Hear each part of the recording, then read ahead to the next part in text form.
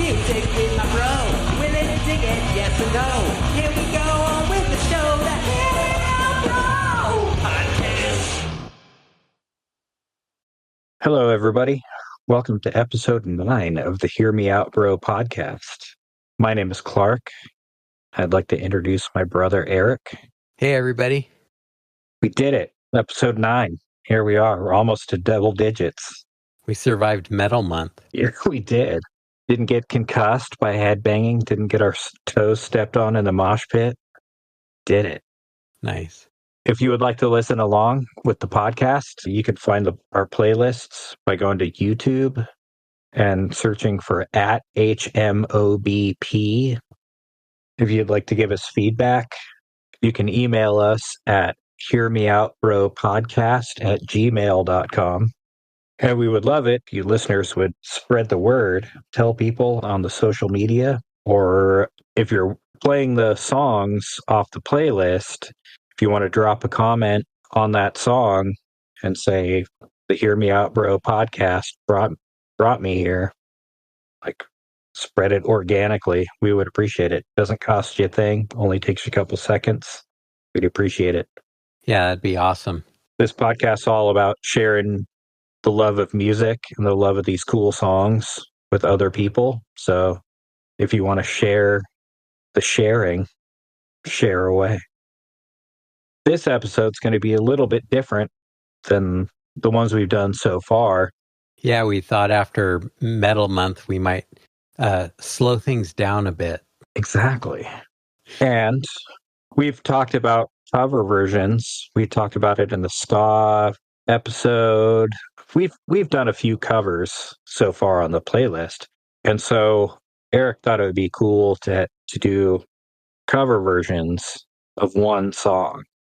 So this is a whole bunch of songs that are all the same song done by different artists, different versions. And like growing up, one of the things that really helped me appreciate music was hearing another recording artist's version of a song that I was already familiar with. Because then it really like contrasted that it's like, oh yeah, you're really getting what that artist brings to music. Like here's what they specialize in. Here's what makes them cool. And it kind of evens the playing field, Yeah, it's fun to hear what spin people put on a certain thing. Exactly. Yeah. Yeah, so that's going to be the entire theme to this episode. I'm excited about it. So, without further ado, I'm going to hand you over to Eric. So the song we're doing today is a song called Slow Down. And there's just a few songs that a lot of people seem to cover for one reason or another. But it's fun to hear their own spin that they put on things. And we'll have a couple little palate cleansers in there too, like you might get tired of hearing the same song over and over and over. But hopefully they're different enough and the artists are interesting enough. And it should be interesting if you're just listening to the podcast to hear about all these different artists and kind of their backgrounds. If you're just listening to just the playlist, it might get a little tiresome, but altogether, it should be a pretty fun podcast. I'm really only familiar with the Boz Scaggs version of this song. Oh, yeah?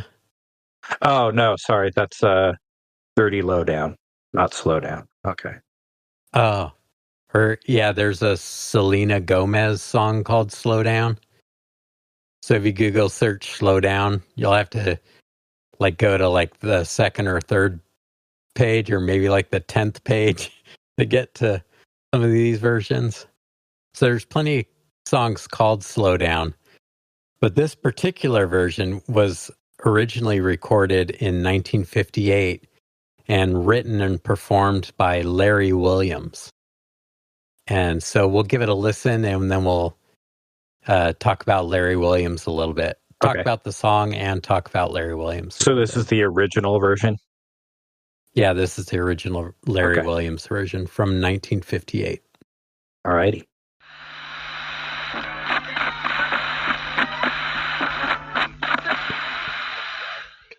Dee-nee, dee-nee, dee-nee-nee-nee. Typical of 50s ending there. Yeah. Yeah. Yeah, that was cool. I like the little the raspberries in there too. The little Yeah. Cool. Yeah. Yeah, it's pretty cool. Larry Williams, that song was a B-side to a single called Dizzy Miss Lizzie, which was probably a bigger hit for him. But this was the B-side. But this is the song that kind of caught everybody's attention, like, later on. Cool. Hence so many covers of it. But Larry Williams was born in Chicago, lived in Oakland for a while and started playing music there, and then moved to New Orleans. And that's where he kind of took off and started recording. Okay. And he was good friends with Little Richard. And Little Richard kind of quit rock and roll in the late 50s to become a preacher. Mm-hmm. And so they took Larry Williams and they were trying to groom him to be like the next Little Richard. Right. There's this proven formula. Right. They thought they could just slip him into that slot. Right. I mean, who can replace Little Richard, Nobody. That's what they were thinking. Oh, well, right. we'll slip Larry Williams in there. So later on in life, he kind of had hit or miss, like after this. Wasn't as big as Little Richard. Kind of struggled with drugs and guns and women and, you know, like you do. Rock and roll. Unfortunately, he was found shot in his home in 1980. Oh, dang. And a drummer started touring saying he was the real Larry Williams, alive and well and still performing. Weird. And the guy was doing that, playing all Larry Williams songs until Larry Williams' family like did a cease and desist kind of thing. Like, come on, dude. What's going on? And they ruled it a suicide, but he was involved with drugs and women and things. And there's people close to him that don't think it was a suicide.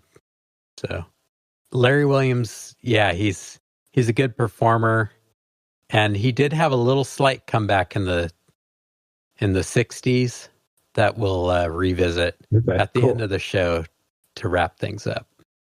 But so that's the original version there, Larry Williams. Yeah, it's a cool song. Yeah, it's fun.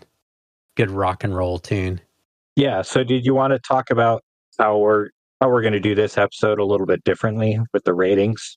Yeah, I think since it's all the same song, instead of rating each version of the song, we'll just go through the whole list, and at the end of the show, we'll pick our favorite version of Slow Down, and we'll rate that one to put on our ratings list. Okay.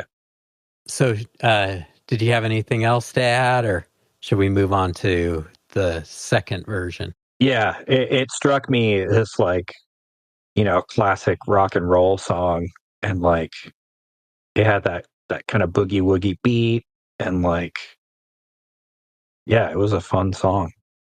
And it's like when it's pretty stripped down like that, like you really and really well done, like it really makes you appreciate that it's like, man, there's a reason this music was huge. Like, yeah, after World War II, there's a lot of young people, and they wanted to have the world be a different place and enjoy life, and yeah, have more fun. And yeah, 50s music is fun music. I know people that can't stand 50s music, but I like it. This is the birth of rock and roll. Yeah. All right. So this is probably the most famous cover version of this. And it's probably actually not even the most famous cover version of this. This is probably the most famous version of the song. Mm. This is the Beatles. And this was also a single B-side. They had a single called Matchbox. And this was the B-side to that single. So this is from 1964. And this is the Beatles version of Slow Down.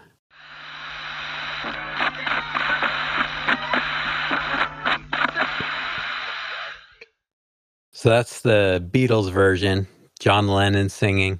Yeah, I like that George they kept Harrison guitar solo. the 50s rock and roll outro. Yeah. But yeah, that's cool. They kept that on there. Yeah, I know I have the somewhat controversial opinion that the Beatles aren't that great, especially contrasted with the original version. And I know that was like the remastered version, but it was just a little too polished. And I don't know. It didn't quite have the same boogie wooginess. Like, I don't know. Yeah, I like and appreciate the Beatles. I think they are overrated. Well, they're overrated, but I think they're great. But I'll let you guys be the judge. All the covers that we're going to hear for the rest of the show, they either heard the Larry Williams version of the song or they heard the Beatles version of the song. And we can't know which one they decided to cover, the Larry Williams version or the Beatles version. But also, I don't know what version the Beatles heard to cover, or if they even heard a version to cover. So this was a B-side to Matchbox. But the year before, this came out in 1964. And in 1963, Jerry and the Pacemakers did a cover of Slow Down. Okay. And Jerry and the Pacemakers were also from Liverpool. They shared the same management as the Beatles. They were also produced by George Martin. So part of me wonders if they needed a extra song to put on a B-side for their A-side of the single. And George Martin was like, oh, well, why don't you do that song the Pacemakers did? Right. Or was it that, like, John Lennon was a huge Larry Williams fan, is like, we gotta do Larry Williams Slow Down. You know, like, I'm not sure which one it was, but I'll let our audience be the judge. Part of me thinks it was the management, Beatles management, and George Martin going, oh, okay, well, how about this song? Well, you know, we need some filler. I'm not sure. Right. Anyways, so that's our first two. Should we jump into number 3? Sure. Okay. This is from 1966. And this is the Young Rascals. They're from New Jersey. And this song kicked off their debut album.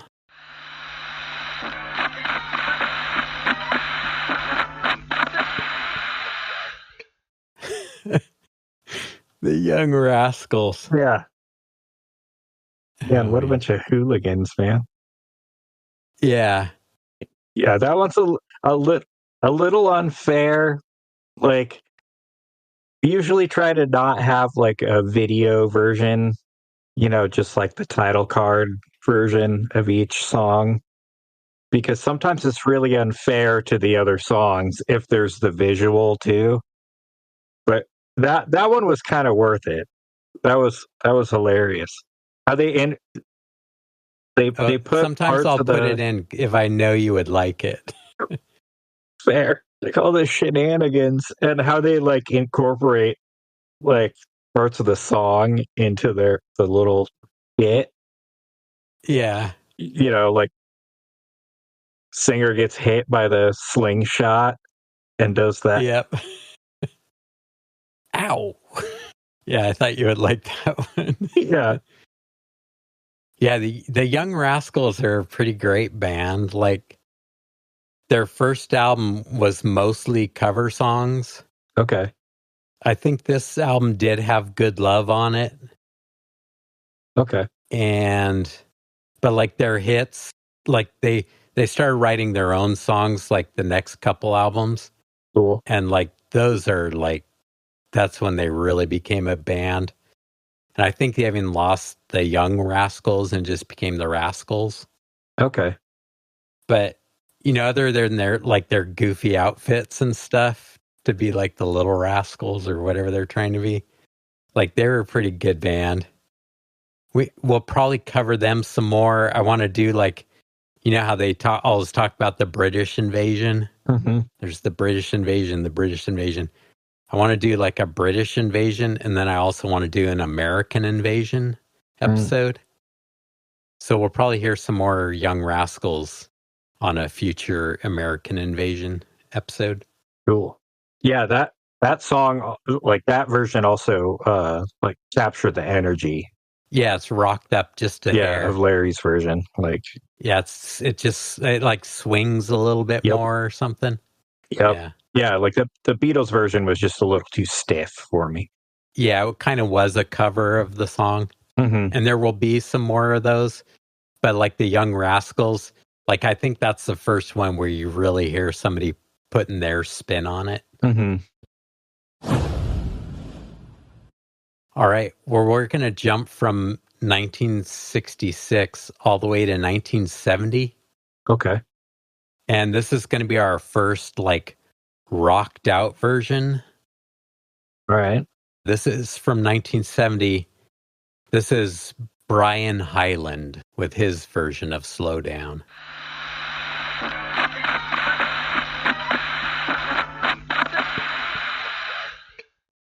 Yeah. What do you think of that one? That was definitely more rocking. I like the harmonica. That was cool. Yeah, it's kind of cool. Are you ready for the lowdown on Brian Hyland? Sure. This is where this episode's going to start getting pretty interesting. So Brian Hyland was from New York. Okay. And this album's from 1970. Brian Hyland had his first hit in 1960. Okay. He was a bubblegum pop teen sensation. Brian Hyland's first hit in 1960 was Itsy Bitsy Teensy Wincy Yellow Polka Dot Bikini. Oh, yeah. Yeah. So you thought you heard the name Brian Hyland before. That's where you heard it before. And then he had another hit 2 years after that in 1962 with the song Sealed with a Kiss. And then he had like kind of a long spell without any hits. And then he had another hit on this same album with the song Gypsy Woman, which was written by Curtis Mayfield. Right. If you heard it, you'd recognize it. So this album in 1970, it was produced by Del Shannon. And they hired two young musicians for like their first studio session ever from James Taylor's band. And that was Leland Sklar and Russ Kunkel. So this was like kind of one of their first studio sessions. And you might know the producer Del Shannon. Yeah. So Brian Hyland and Del Shannon are playing the guitars and doing some of the vocals on here. So Del Shannon is known for Little Runaway and his own string of hits. So it's just kind of interesting, these like bubblegum pop dudes get together, get these really good musicians for their first studio date. And like Leland Sklar is one of my favorite bass players. Like I love Billy Cobham's Spectrum album. Yeah. With Tommy Bolin playing guitar on it. Right. And Leland's Sklar's bass on that is like phenomenal. So that's who was playing those cool bass licks on this song. And also Brian Hyland's cousin was married to Larry Fine, also just known as Larry from the Three Stooges. Right. Huh. So, yeah. I was going to say that the Young Rascals were kind of like the Four Stooges. Like there were some Stooges shenanigans. So yeah, I'm sure there's a little bit of influence. Yet there. Another tie-in. Yeah. So that's Brian Hyland. And yeah, just with all the story behind it, it makes it interesting, you know? Mm-hmm. Like, itsy bitsy teeny weeny yellow polka dot yeah, bikini. It's like what a different song. Yeah, I'm wondering if like he was trying to like have a little departure from that bubblegum pop. Right. Hey, take me seriously. Yeah, but he was like a teenager when he did that itsy bitsy. Okay, the bikini song when he was a teenager when he did that.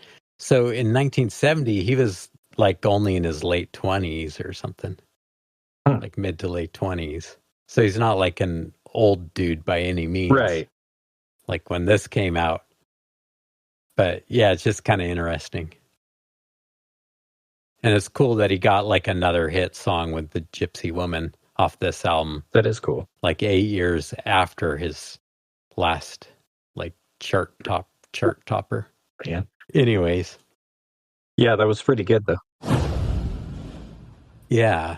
So we're going to stay in 1970 with our next one. And this is another rocked out version. Okay. And we talked about these guys in our Origins of Metal episode. Yes. This is Crow with their version of Slow Down.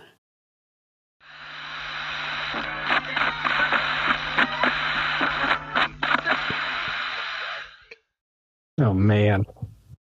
I love Crow. Yeah, that's my favorite version so far. It's got the organ. B, like you said, the way that guy sings. I always love it when like you can't really tell exactly what vowel sound they're making. You understand the word from the context, but like, yeah, you know, like, yeah, it's not two. Yeah, the guy, his name's David Wagner. He's one of my favorite singers because he turns it up like past 11. Yeah. Yeah. Yeah, there's like a Carry Your Books Home Q in there. And there's a moving way too fast or something in there. Yeah, it's so great. And his screams. Yeah. Yeah, the scream that turned into like the electric slide kind of thing. Like, yeah. That was cool. And the thing I love about these guys, okay, so we covered these guys in our proto metal one. Yeah. Because they're the original, and also speaking of cover songs, they did the original version of Evil Woman that Black Sabbath covered on their first album. Mm-hmm. But like, I love this album. This is from their album called Crow by Crow. And this was my first exposure to them. But this whole album, I love the sound of this album because like the guitars aren't super distorted. It's a really clear, like natural sounding recording.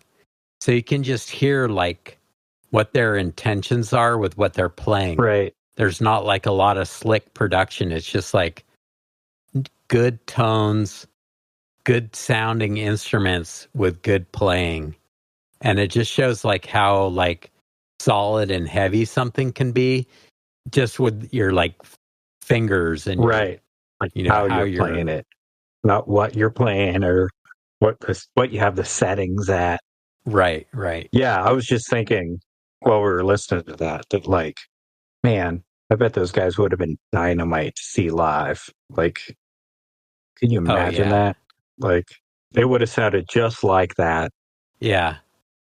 If you think this singing was over the top, there is a live video of them, like it's black and white from this era, and they're doing another song where, I can't remember the name of the song, but he's singing even more over the top. It's almost like like if this is Crow's Deep Purple Smoke on the Water, then the song that they do is Crow's Deep Purple When a Blind Man Cries. Oh, wow. That's Crow. That's in my running for my favorite version too, because this has been one of my favorite versions of the song, and one that made me realize, oh, this is a cover song, because I knew the Beatles version, Mm-hmm. and then I heard this version, and I was like, and I had heard the Jams version, which we'll cover in a second. But yeah, when I heard this version, it's like, yeah, talk about putting a spin on something. Right. Yeah, when we listened to Crow in Proto Metal one, I had kind of thought that Wagner, like, he had that kind of over the top, like, it was less pronounced here, but like on the song we played on that playlist, he kind of had like a lounge singer-y voice.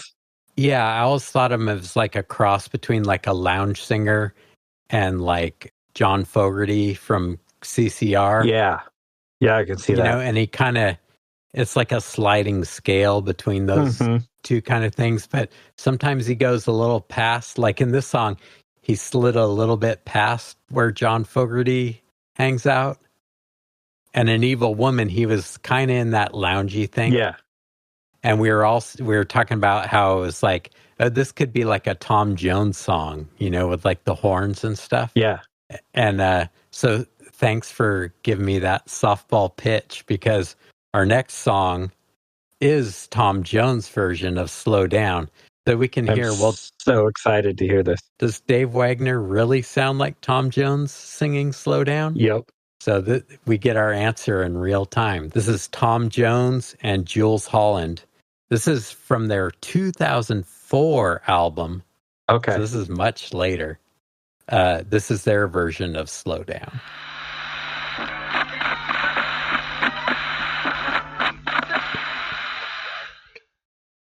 Dang. Oh, man. Tom Jones is great. Yeah, his voice is so, it's amazing. That piano solo. Yeah. Oh, man. Great. Yeah, I mean, that's hearkening back to the Larry Williams version. Yeah, but even more so, like we talked about, like, yeah, like they wanted Larry Williams to be the next Little Richard, and it's like, that was like, if Little Richard had done a version of Slow Down, it would sound like that. Yeah, with Tom Jones singing. Yeah. There's some really cool, like, I don't know if it was from this album, but Tom Jones and Jules Holland, they did like a whole bunch of 50s stuff around this time. Okay. And if you look on YouTube, there's a song with Jeff Beck playing with them. Whoa. Oh, man. It's really good. Yeah, if you can't get enough of Tom Jones singing 50 songs, like, it's plenty more. Worth a deeper dive. Yep. Yeah. And I think this settles the thing. Does Dave Wagner sound like Tom Jones? No. He can sound like Tom Jones, but he doesn't always sound like Tom Jones. Yeah. He's pretty loungy for a rock singer, but like when an actual lounge singer sings rock and roll, there's nothing else like it. Yeah. Holy moly. Both great singers, but after hearing them do the same song back to back, I'm going to stop lumping them. Yeah, You know? for sure. Yeah. That's a good version too. It's a nice, like, you can either do it accurate to the 50s version or you can just totally switch it around and like really put your stamp on it. Right. I don't know. I actually don't know that much about Tom Jones, but like the one thing I do know is that Tom Jones is like an archetypal Welsh name. That like Tom Jones was like, you know, it'd be like being a American singer and having your name is be Yankee Doodle. Like he has the Welshest name. Like he has the most John Yeah. Smith. Like, you know, Got it. like being from Germany and being like, oh yeah, it's Fritz or Gunther, or like, oh I know here, it. Or yeah. yeah, there's a guy on the Tri Channel, which we've also talked about before, and his name is Paddy Murphy. There's There you go. just like Tom Jones is like the Paddy Murphy of Wales. Yeah. So if you're doing a slow down cover, you can either do it true to original 50s, or you can really put your own stamp on it, or you can kind of do a play on the title, and you can either slow the song down or you can speed the song up. Okay, that version was definitely like the most up tempo version we've heard so far. Yeah, it's really on top of the beat there with that. It kind of had a little shuffle going on the drums Yep. to just kind of give it that propulsion. Mm-hmm. Yeah. So this next song is from 1975. And this is a version where they kind of played on the words and they slowed it down. Okay. So this is Alexis Corner featuring Steve Marriott. And this is their version of Slow Down, the slowed down version of Slow Down.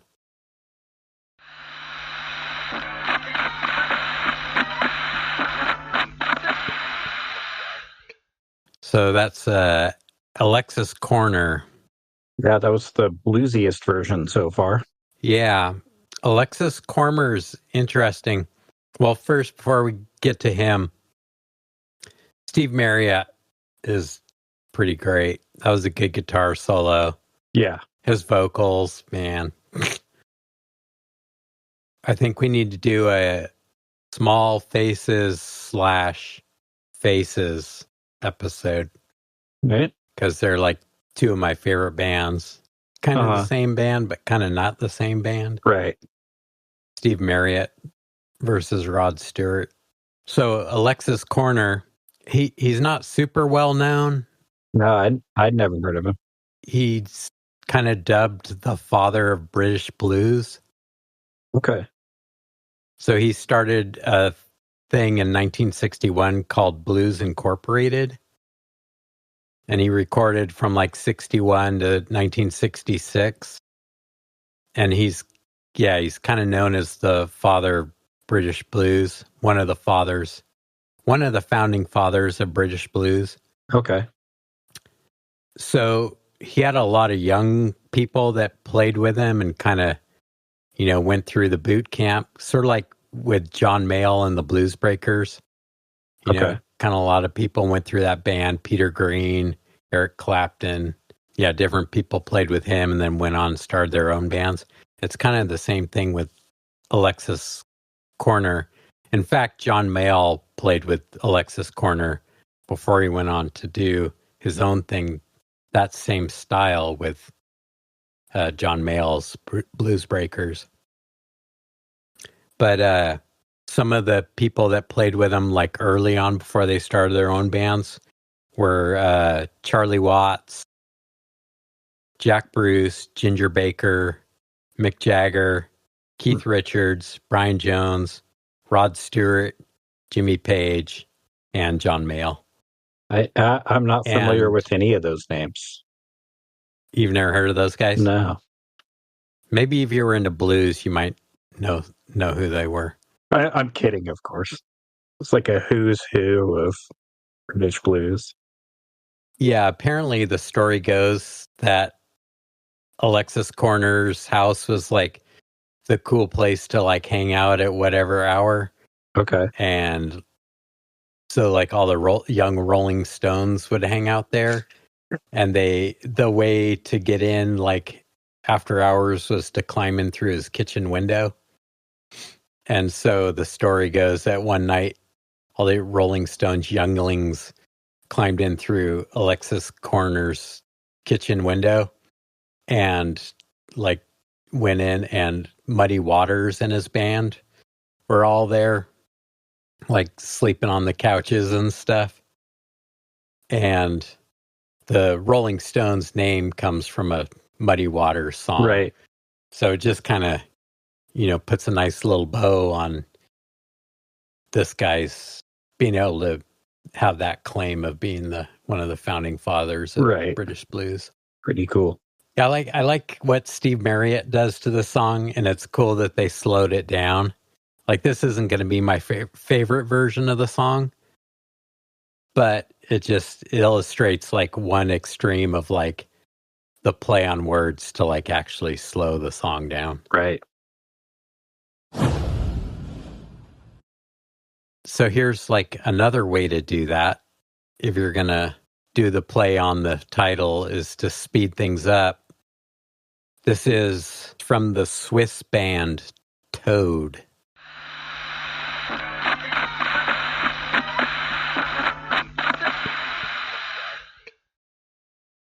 Little bit of a wang fest going on there. A little bit, but they did put the little 50s rock and roll outro thing in there. Yeah, I would. Yeah, it's like, are they going to do it, or are Right. they just going to keep rocking it out? Oh man, yeah. Toad's an interesting one. They're worth checking out. Like, they put out some great heavy proto stoner albums in the 70s. Okay. Yeah, I've heard of them, but never really listened to them. Yeah, they're Swiss, and they were like a big influence for later Swiss bands that followed, like Crocus and Celtic Frost. Both like kind of give the nod to Toad. Okay. It's not in the running for my favorite version, but I wanted to throw it in there to illustrate, like, you could slow it down or you could speed it up. Yeah. A different direction, a different avenue you could take. Yeah. A different avenue you could take home from school. Yeah, and sometimes you'll see the sign that tells you to slow down, but that doesn't mean you all slow down. Nope. So we're going to kind of like move into halftime here with a couple numbers. So this is another kind of 80s rock version. And we love AOR here at the Hear Me Out Bro podcast. Yep. So this is a band that's also from New Orleans. And they're a power trio. And this is from the 80s. This is Zebra with their version from their 1983 self-titled debut album.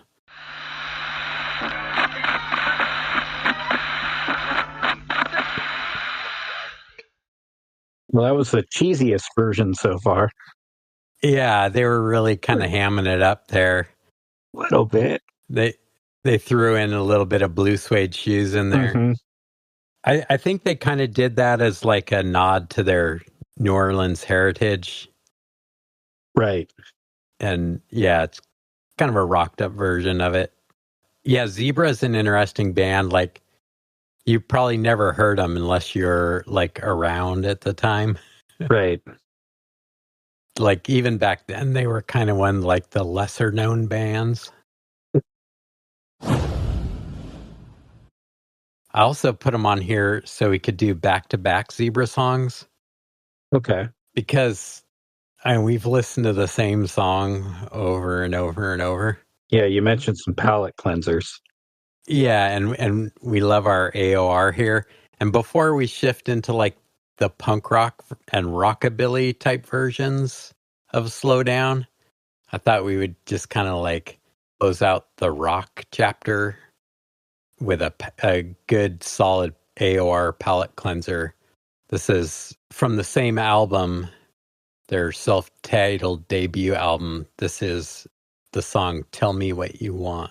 And this video rules, by the way.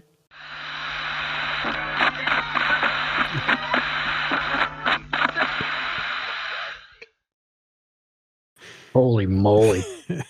That was like oh man. peak 80s. Yeah. Lots of animal prints and bars to like rattle and Yeah. Well, like the two things that stood out for me were like that was the look for 80s ladies. Like she looked like you just stepped out of a Patrick Nagel print. Like if you went to a hair salon in the 80s, a bunch of women that looked just like that were on the wall. Oh man. Yeah, did they find the mannequin first and then find the lady that looked like the mannequin, or did they luck out and like find a mannequin that looked like one of their girlfriends or I don't know. Well, I mean, that's how the mannequins looked back then. Like they were all That's like true. That's Patrick Nageled out. I love the part where he's like dancing around with the mannequin and like yelling at the door, and then like the piano player or drummer or whatever, like the other band member, is kind of looking on, and it's just like, what even is this? Like, yeah. dude, are you okay? Yeah, there's some other moments with the bass player / keyboard player in there where he does like the quick look back and stuff and throws about his mullet mane in a glorious manner. I don't get like all the like symbolism and stuff going on with the mannequin thing, you know, like my head's on the floor and like it's crying like those super hyper blue tears. Uh-huh. And then there's one where it's got like a faucet on the forehead that like water's coming out of. There's like smoke blowing out of its ears. And then there's one where there's like a clock on its head spinning around. Maybe it's just going over my head. Or maybe going under your head. Maybe if your head was on the floor, you'd understand. Well, if my head's on the floor, everything would go over my head. Yeah. And what was with the like giant rhinoceros beetle thing? I don't know. I don't know either. It was cutting edge, though. Yeah. So, palate sufficiently cleansed. Yeah. All right. So, we're going to kind of keep moving forward in time, and we're going to check out some punk and kind of rockabilly-ish versions of Slow Down. Okay. So the next one is from 1977, and this could be my favorite version. It's among my favorite versions. I mean, I love the Crow version. Yeah. That Brian Hyland version's kind of growing on me. It's pretty cool. Yeah, just that in the Brian Hyland version, there's that like Cherokee or like, you know, the pentatonic thing, the you know, it's like, yeah, I don't know, it sounds like Cher's Half-Breed or something going on there that they lifted that from. Yeah, to me, that brings that one down a bit. But like Crow or this one are like in the running for my, well, and then there's a third one that I love. Well, and this one, like, I'm a huge fan of this band, but I am, like, even after hearing all the other versions, like, I'm not really remembering their version of this song. Like, I can't place it. Well, let's jump into it and give it a listen then. This is for another debut album. This is from the Jam's 1977 debut album, In the City, with their version of Slow Down. Nice.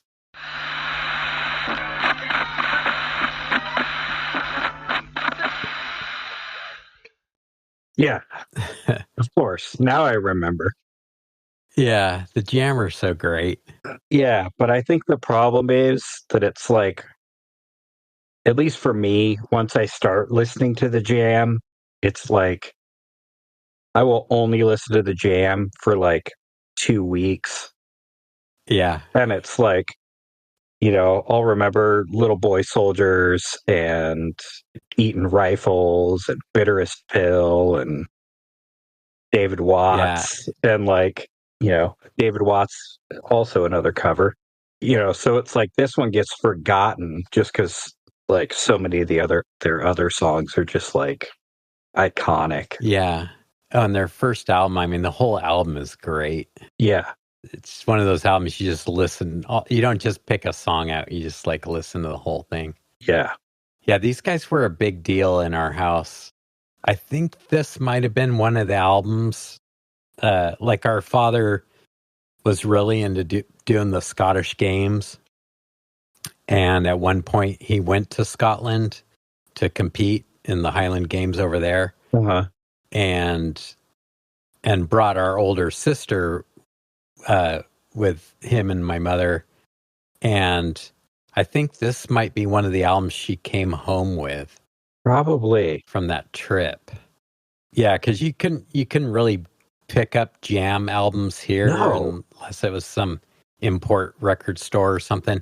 So I think this is one of the albums that came home from that Scotland trip. Yeah, and it's like they were giant over there. That it's like, growing up, listening to them, like, I just thought, oh yeah, okay, they're like another kind of underground British kind of punk band. Ended up doing some like Blue-Eyed Soul kind of stuff.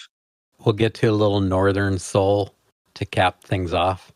But it's just like I was never really not aware of the Jam. And but none of my peers like had ever heard them before. And it's like, how do you not know the Jam? Like, they're totally rad. You should listen to the Jam. Yeah, they were on heavy rotation at our house. Yeah. And then it's like, they were monsters. Like, everybody in the 90s and like early 2000s were like, oh yeah, the Oasis is the new Beatles or whatever. Like, they're the next huge band. And it's like, well, no, like not the next one. Yeah, that's what they were saying about the Jam. Like, you're forgetting someone. Like 15 years ago, 20 years ago. Yeah, David tells me the story every once in a while of when he first met us. Like, he was kind of aware of like punk rock and new wave stuff, and he would like knew there was a difference between all the different things and stuff. And he first met Cena and he was like, so are you a punker or are you new wave? Because I know there's like a total difference. And he was like, trying to show like what an ally he was or whatever. Uh-huh. And Cena was like, I'm a mod. Get it right. Yeah. So that just shows you like how big a deal the Jam was in our household growing up. We weren't really punkers. We weren't really new wavers. We liked that stuff, but we were mods. Yeah. Yeah, I remember one year, like when you're a kid and you get a new jacket for school or whatever every year. And I had a green trench coat, like a kid size green trench coat. And Cena and Kari sewed a bunch of patches on it. Nice. And like a handful of teachers at like Binkley Elementary School got it. They're like, whoa, you're a little mod. Yeah. Where's your Vespa? Where's your Lambretta? Did you ride here on your Lambretta? I actually do have a parka. I need to clean it up some more, but like whenever I wash it, ends up weighing like 75 pounds. Oh, yeah. So I can't really like put it in the washing machine because it'll like Tear itself destroy it. apart. Yeah. Yeah. But yeah, like the mod parka or trench coat is like the equivalent of the heavy metal battle vest. Yep. Put all your who patches on there and the kinks and Yeah. the jam and Yeah. Or your flight jacket if you're into ska. anyways, that one's in the running for me for what might end up being my favorite. Yeah, it's we'll pretty discuss good. that more at the end. It is pretty good. I'm not sure it beats the Crow version, though. Oh, we might have to Rochambeau this one. Maybe. Or do a coin toss or something. Yeah. We'll see. We'll get all the way through, and then we'll pick the top 3 and listen to them again. Back to back. Oh, that sounds good. Yeah. Okay, so also from 1977, and because we're contractually obligated to have a Swedish band on every episode. Yes. This is Jerry Williams and Roadwork.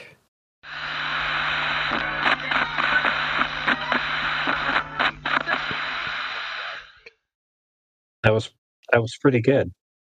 So are you a mod or are you a rocker?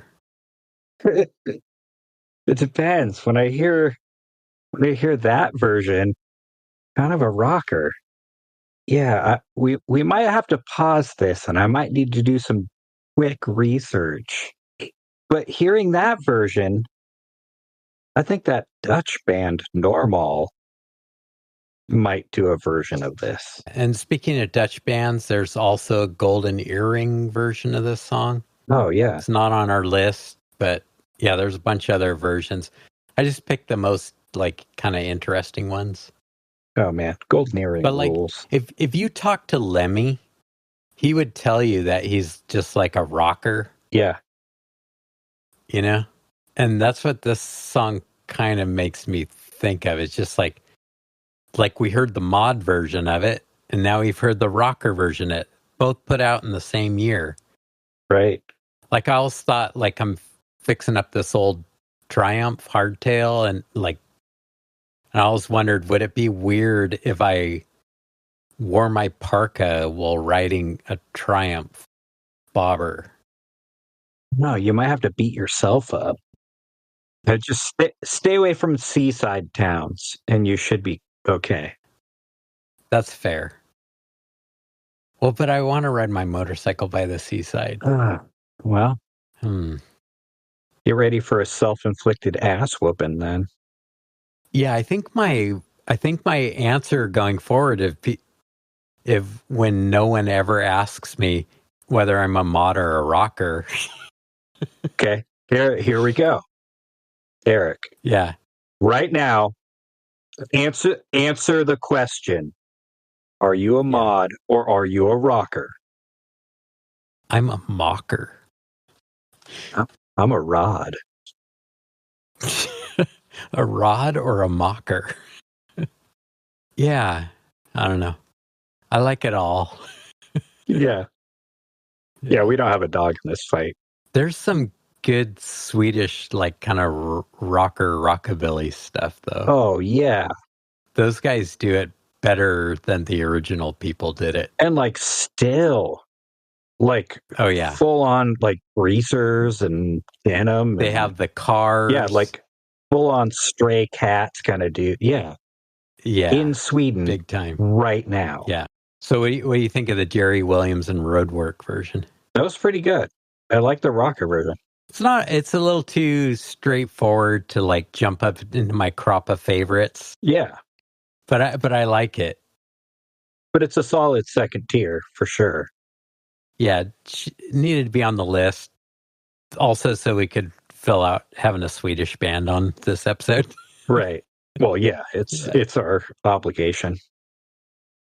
We're sponsored by the Swedish National Tourism Board, the Swedish Institute for Musical Advancement. Okay. So this next one, and this one is in my top 3 running for sure. And it's been a long time favorite of mine. This is from the New York punk band Kraut from their 1984 album Wetting the Scythe.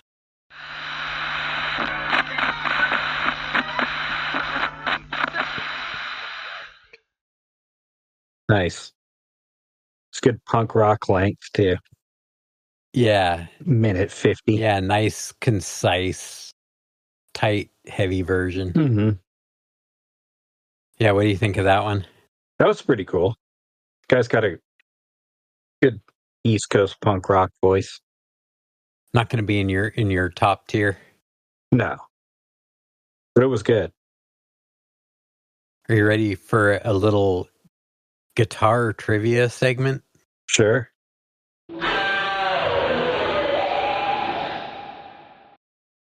Okay. I'm just going to run down what I wrote here. So on Kraut's first album, Steve Jones from the Sex Pistols played guitar on 3 of the songs. Okay. So like they caught his attention. In the mid 80s, they added a second guitarist, Christopher Smith from Battalion of Saints, and they put out more metal kind of material. And their original guitarist, the one playing here, Doug Holland, he went on to play in the Cro-Mags. Oh, yeah. He's one of the founding members of the Cro-Mags. And if you've never heard the Kraut song Flossing with an E String, do yourself a favor and check that one out. Okay. You're a guitar player. I know you're not supposed to have guitar heroes in punk rock, but Doug Holland is definitely one of mine because, you listen to like people putting their spins on things. Mm-hmm. Like go back to the Larry Williams version and then compare it to this. It's like it doesn't do the same thing all these other versions have done. It kind of goes like minor and just sounds like a little more metalish. Right. Which is like what makes this version cool to me. And it's got the palm mutes, the and then when it goes to the next chord, it's like it's still like in the minor kind of mode. Yeah, like you mentioned Lemmy earlier. It's like if Motorhead did a version, it would be that version. Yeah, but maybe even a little faster. Oh, of course. Yeah. Yeah. More rapid fire drums. So yeah, that's Kraut. Yeah, that was good.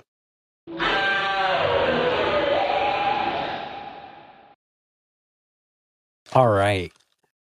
So that could be up among my top tier, but since it's not one of yours, then yeah, it probably won't make the top tier.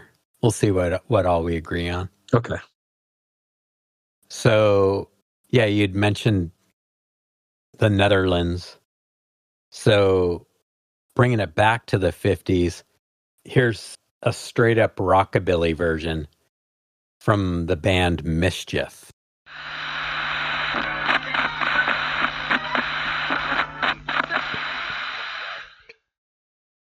Yeah, that was like Max Rockabilly. Yeah. That was pretty good. Yeah, you can still stay true to the 50s the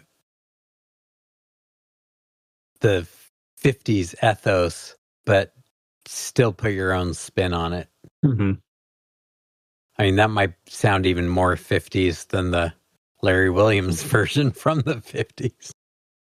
Yeah, I did notice that it was like, so far, I think there's only 2 versions that have a stand-up bass, the Larry Williams one and that one, and the Mischief version. Uh-huh. Like, you can definitely tell, like, it's way lower and, like... Yeah, softer. Yeah, it has that softer low. Yeah. I like that album title, too. They're going straight. Yeah. Straight to the electric chair. Straight to the electric chair. So good. Teenage delinquent vibe. Mm-hmm. Pretty good. And it even more blurs the line on, are you a mod or are you a rocker? It's like, it's all cool. Let's stop Or fighting. rockabilly. Can we agree that it's all cool? Yeah. All right. Are we ready for our last version of Slow Down? Sure. Okay, this is a more punked up version from some actual Krauts. Maybe I'll cut that out. Maybe. I mean, this last version is from the German punk band Die Tottenhosen. This is Die Tottenhosen with their version of Slow Down.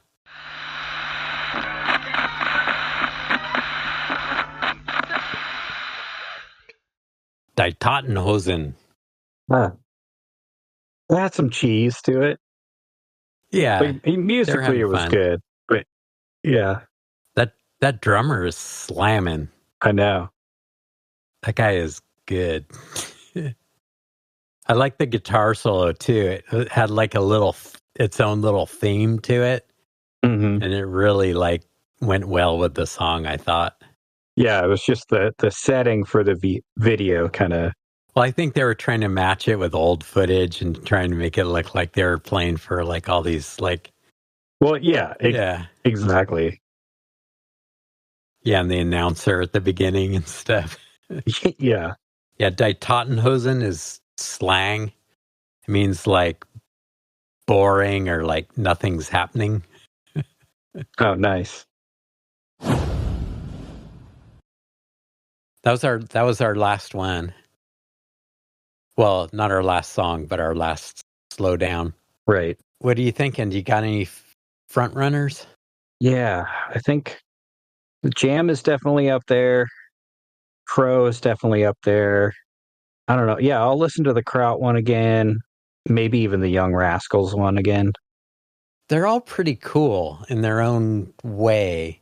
They're all pretty cool. They're all different, you know?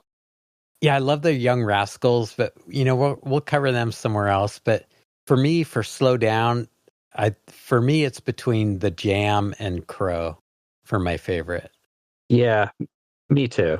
And it's like, you know, it could just be depending on whichever way the wind blows. Yeah, like what kind of mood you're in. Yeah, exactly. And like Crow, the Crow version definitely has like well, they both have a sentimental thing for me too, because like I got that Crow album when I was working at Goodwill, which was like one of my first jobs. And like I shared it with David Fox and we were just like, this is the best band ever. You know, because like you could love them ironically and unironically at the same time. Right. You know, like some bands you could love them for their cheese factor. Right. But this band, you could love them for their cheese factor, but they also just totally kicked butt. Right. Yeah, there's nothing not like about them. Exactly. So, should we listen to those two? We could rate both of them, or we could just decide which one we like. And if you need to review them, go ahead and let's review them. And then do you want to listen to the last song in the playlist, like as the coda? Yeah, once we figure out our score, then I'll do a little closer. Cool. Yeah. We'll revisit Larry Williams. All right. Let's do the Jam first. Yeah, it's so stripped down and punchy. Yeah, it's like the Crow version in that way. Like there's nothing fancy going on. It's just like throwing up microphones and picking up what the band is laying down and getting like a good recording of it. It's just that the Jam is playing Rickenbackers and, you know, Paul Weller's playing through a Vox. So it's all just like really bitey and trebly. And he's just singing into a microphone. You know, there's no like fancy delays or reverb or like crazy production on that. It's just like, that's the band. Yeah. But that's the same thing with the Crow version. I know. All right. It's just throwing up mics and picking up what the band is laying down. Okay. Doesn't make it any easier. So here's the Crow version. Spin this one more time. Okay. I got to give it to Crow. Yeah. Like I knew like 5 seconds in. Yeah. Crow wins it. Yeah. So here. I love organ. Yeah. That snare drum tone. That's got to be the best sounding snare drum ever recorded. Yeah. It's just so crack right there. Yeah. All the little breakdowns. Yeah. So here's my thought process. Like, if you have really good ingredients, like if you have really like homemade bread, cut that into slices, and like a hunk of delicious cheese and like a slice of meat, it's like that's going to make a delicious sandwich. But then it's like, yeah, but if you stick like some curly red lettuce on there and like a pickle, some mustard, like spicy mustard on there, that sandwich is going to sing. And so as much as I love the Jam and like the band that the Jam turned into, I appreciate like punk, Jam, like every era of the Jam I love, and I love their like musical evolution. But like I've only heard songs off of that album from Crow. Uh-huh. And I never want them to change. Like if every album they ever put out sounds just like that, I'm happy. But it's like that is a delicious sandwich of rock and roll. Yeah, and the Jam, they didn't stray too far from the original recipe. Right. But Crow put like all these little intricate things in there. Like they took the breaks from the original song, and then the guy soloing over that with the organ, where like the band's like tight on those breaks, and it like elevates the solos. Yeah. And then they do that little like kind of fast breakdown with just the drums and the singing. So it's just drums and vocals. And then he's like keeping time on the hi-hats in that one part where they like, there's that pick scrape and the scream. Mm-hmm. There's so much good stuff there. Yeah, I got to give it to Crow by Crow. Yeah. Or just Crow.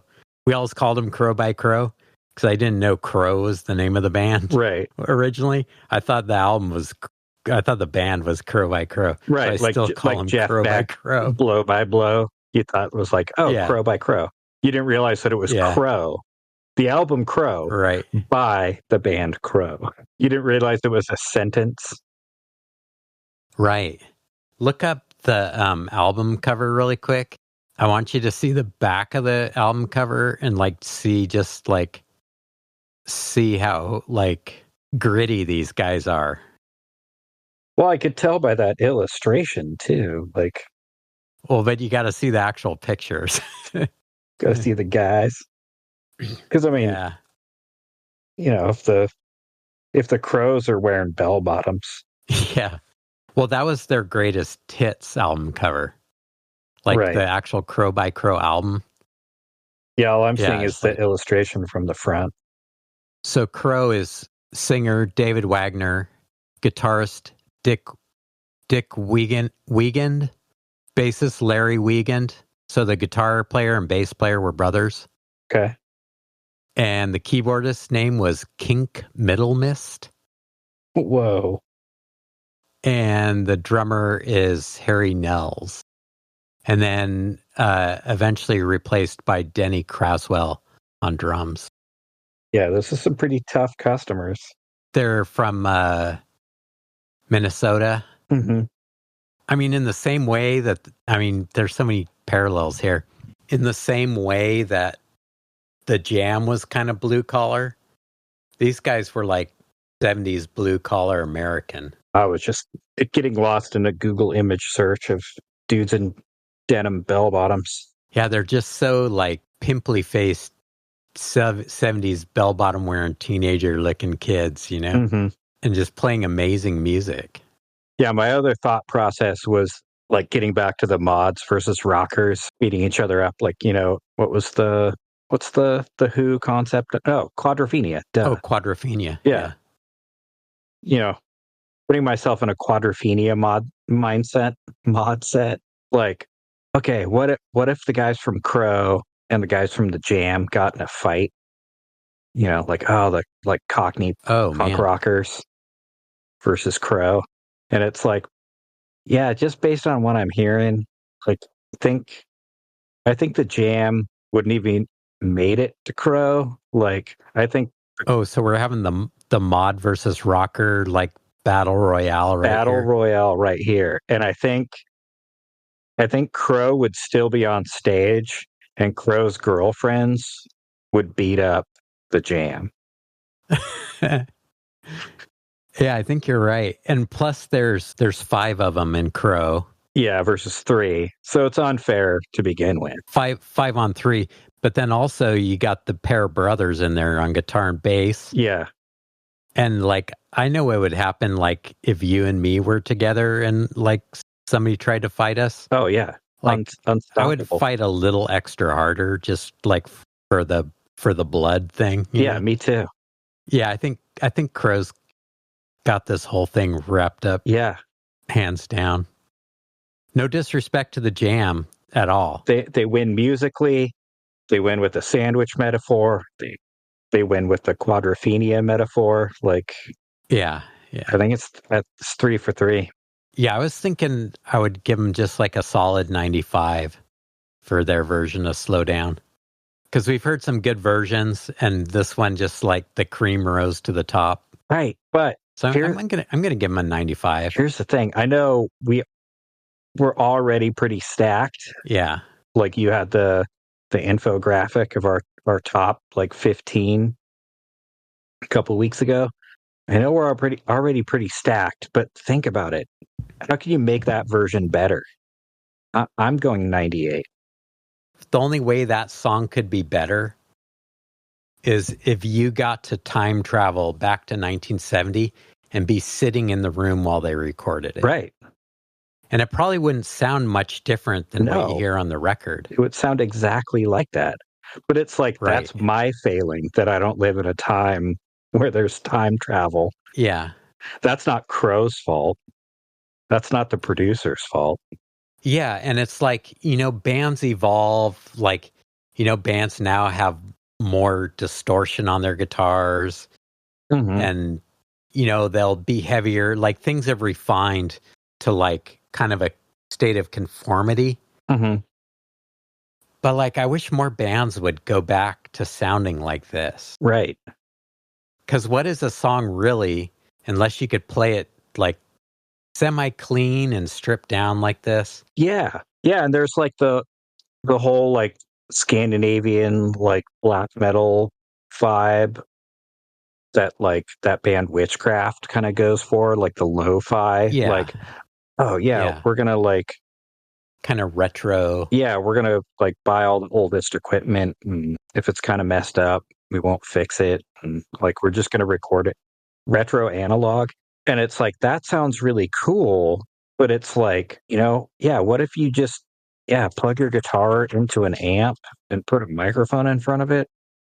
Put that right into the recording deck? Like, yeah, like a couple things about that. Like, some people want to go back, and so they'll get like this analog gear that has all this vibe and character and warmth to it. But that's not what these guys were going for. They were trying to capture like a accurate, high definition for the time snapshot of what was happening sonically in that room. Right. They weren't going for vibe or character or like fuzz or like sepia, Right. They were going for like high grain, full definition. Filters. Yeah, like a lot of people, will hear AC/DC and think, oh man, like Back in Black, those guitars are like just the heaviest thing ever.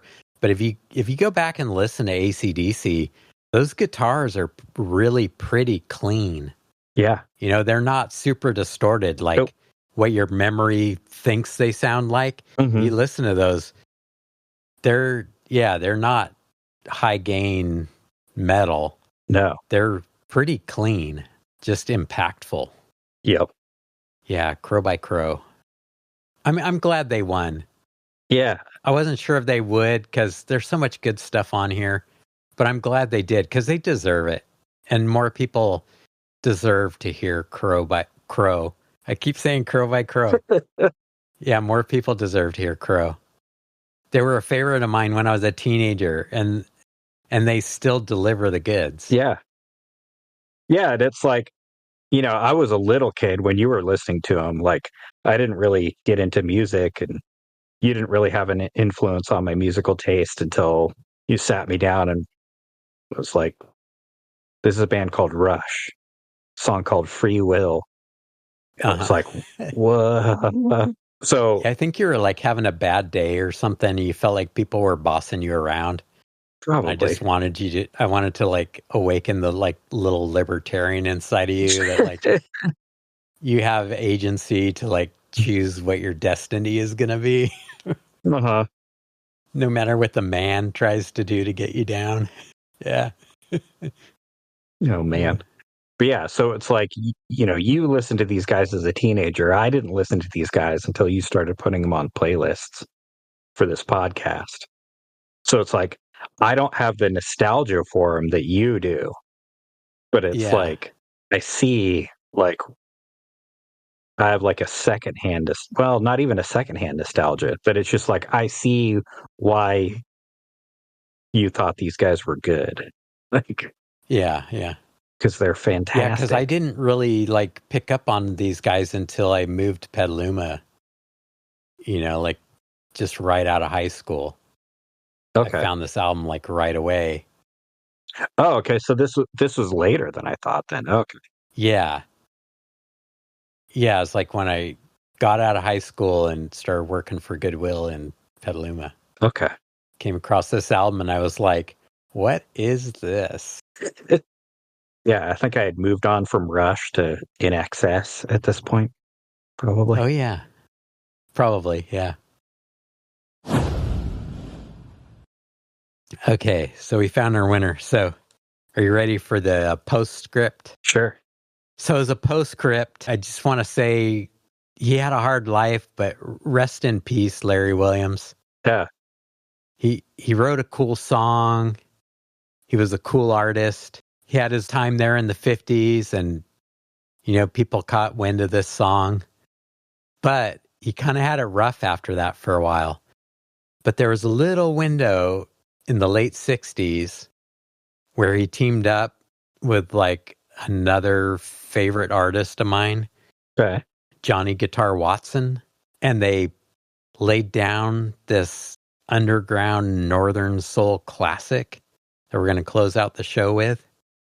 This is Larry Williams and Johnny Watson, 2 for the price of 1.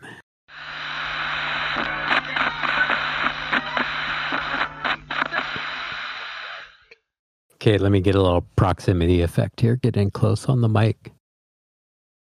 I want to thank Larry Williams for making the world a better place with his music. Rest in peace, Larry. Hope you're up in heaven right now, getting 2 for the price of 1. Put his business in the street. Oh, man. So good. Disappear in Cadillac smoke. Bandit of love. Oh, man.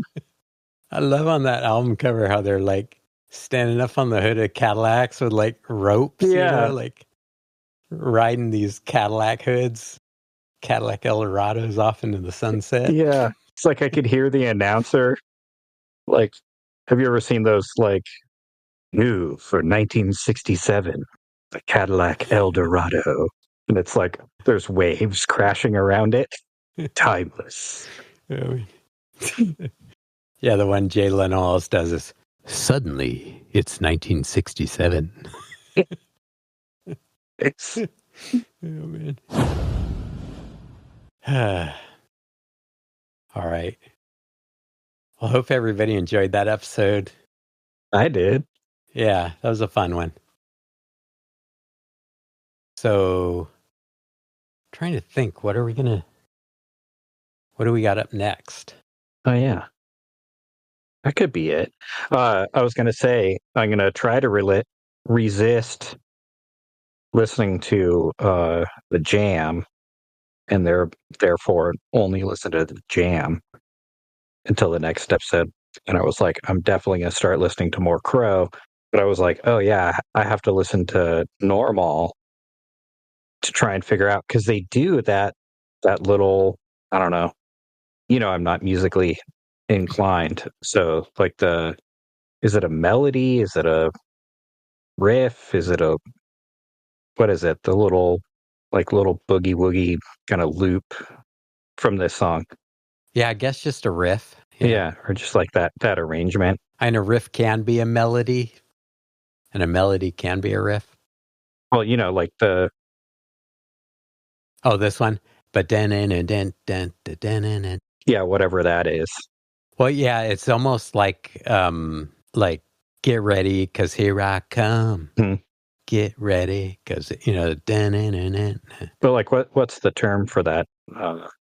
Just a part, I guess. Like, yeah. But like, I swear that band Normal does that. At least in one of their songs.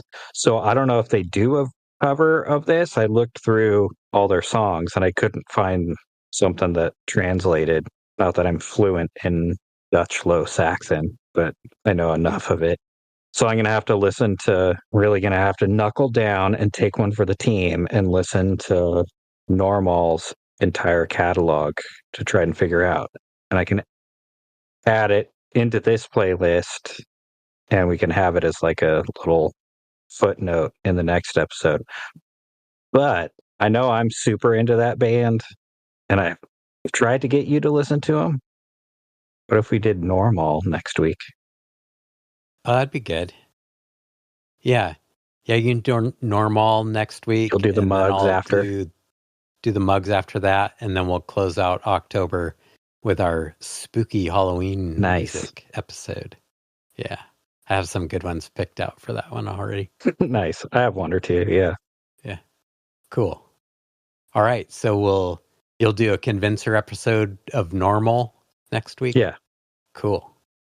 All right. Well, I hope everybody enjoyed this episode. Yeah. And hope you have a great week. Keep on rocking. Keep on modding. Yep. To all you rods and mockers out there. Catch you next time. Yeah. Slow it down. We'll catch you next time. Remember how Dad always used to yell at the cars going down the road?